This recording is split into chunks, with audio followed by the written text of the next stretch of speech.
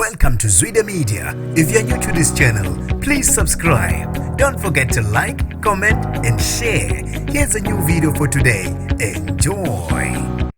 Batutshulwe basale enkundleni abebedubulana namaphoyisa okubeka ukuthi bebebambe imonto yemali. Nginibingelele ngiphinde nginamukele ezindabeni zezwide-media. Igama lami ngusibonga konke wakandwando Mothanda, ungangibiza intatheli eka YouTube. Kubikwa ukuthi badutshulwe basale enkundleni bedubulana namaphoyisa abalisa ababili ababambe imonto yemali khona la KwaZulu-Natal babe sebebalekela e-Eastern Cape kwaQumbu.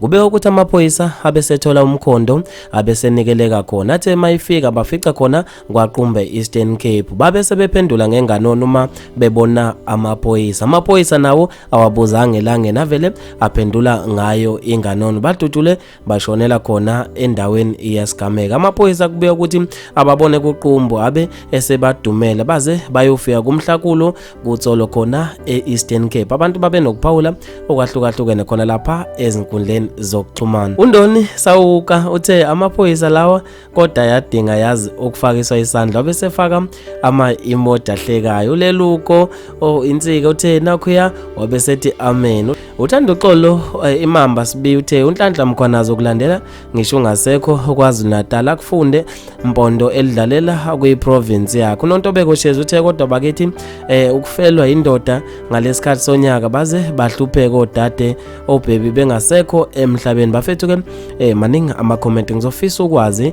okuphawula kakho khona lapha kwi-comment section ngalo lolu daba.